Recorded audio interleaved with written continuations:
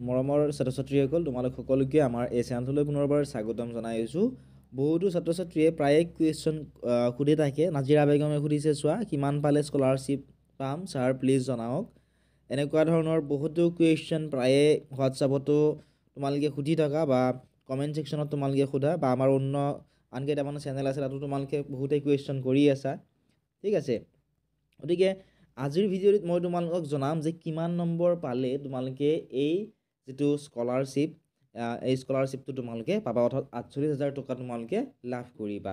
ডিটেইলছত বুজাই দিবলৈ চেষ্টা কৰিম, ভিডিঅ'টি শেষলৈকে চাই থাকিবা। ভিডিঅ'টো চাই ভাল পালে ভিডিঅ'টো লাইক কৰি ইয়াৰ লগতে তোমালোকৰ বন্ধু বান্ধৱীসকলৰ লগত শ্বেয়াৰ কৰি দিবলৈ নাপাহৰিবা। কিমান নম্বৰ পালে তোমালোকে স্কলাৰশ্বিপটো পাবা সেয়া চাবৰ বাবে আমি লাষ্ট ইয়াৰৰ অৰ্থাৎ 2023 চনৰ যিখন মেৰিট লিষ্ট আছিল স্কলাৰশ্বিপ এক্সামৰ NIMS এক্সামৰ, এই মেৰিট লিষ্টখন আমি চাওঁ আহা।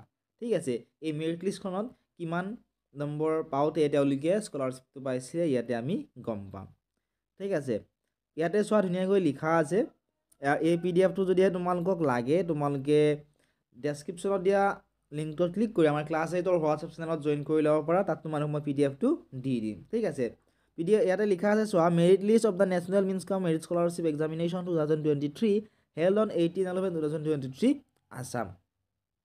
ইয়াতে তোমালোকে যদিহে চোৱা ভালদৰে, মই অলপ জুম কৰি দেখাই দিছোঁ তোমালোকক। ৰেংক 1ত কোন আছিলে চোৱা, কৃপাল শৰ্মা আছিল, 159 পাইছে। কৃষ্ণাক্ষী দেৱীয়ে 157 পাইছে। গতিকে এই 4-5জনমান তেওঁলোকে ৰেংক 1, ৰেংক 2 আৰু ৰেংক 3ত আছিলে। ঠিক আছে, 156 নম্বৰ পোৱালৈকে এইকেইজনে ৰেংক পাইছিল। ঠিক আছে, অৰ্থাৎ ৰেংক পাবলৈ তোমালোকে 155ৰ ওপৰত পাব লাগিব। এতিয়া তোমালোকে যদিহে চোৱা যে আমি বহুতেই কৈছে যে আমি 100 পাম বা আমি 110 পাম, আমি পাছ কৰিম নে নাই। গতিকে তোমালোকে শেষৰ ফালে চোৱা, বা বহুতেই কৈ আছে যে আমি OBC বা আমি জেনেৰেল। গতিকে তোমালোক যদি জেনেৰেল হয় বা OBC হয় তথাপিও তোমালোকে একেবাৰে মিনিমাম তোমালোকে কিমান পাব লাগিব চোৱা। আমি লাষ্ট ইয়াৰৰখিনি চাই আছোঁ।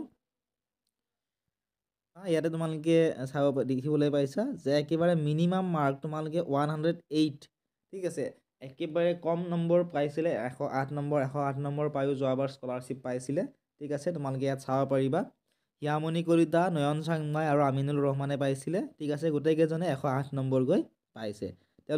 তোমালোকে যদি ভালদৰে চোৱা, তেওঁলোকে মেথত পাইছিলে 57, ছেটত পাইছিলে 51, এনেকুৱা ধৰণে নম্বৰ পাইছিল।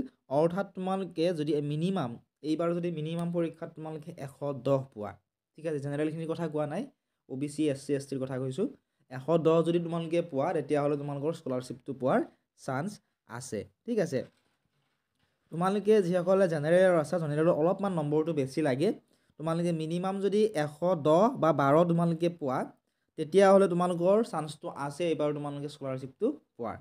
গতিকে তোমালোকে কিমান নম্বৰ পাবা বুলি ভাবা কমেণ্ট ছেকশ্যনত জনাবা। ঠিক আছে, গতিকে তোমালোকে মিনিমাম 110 তোমালোকে যদিহে পোৱা তোমালোকে ভাবি থোৱা যে আমি স্কলাৰশ্বিপটো পাম।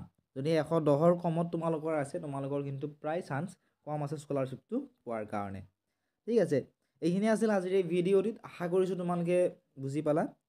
এতিয়া ৰিজাল্টটো ক'ত পাবা? ৰিজাল্টটো তোমালোকে দিয়াৰ লগে লগে আমাৰ হোৱাটছআপ চেনেলত আৰু টেলিগ্ৰাম গ্ৰুপত আমি দি দিম। ডেছক্ৰিপশ্যনত লিংকটো দি থোৱা আছে। বিশেষকৈ হোৱাটছআপ চেনেলত তোমালোকে জইন কৰি ল'বলৈ নাপাহৰিবা।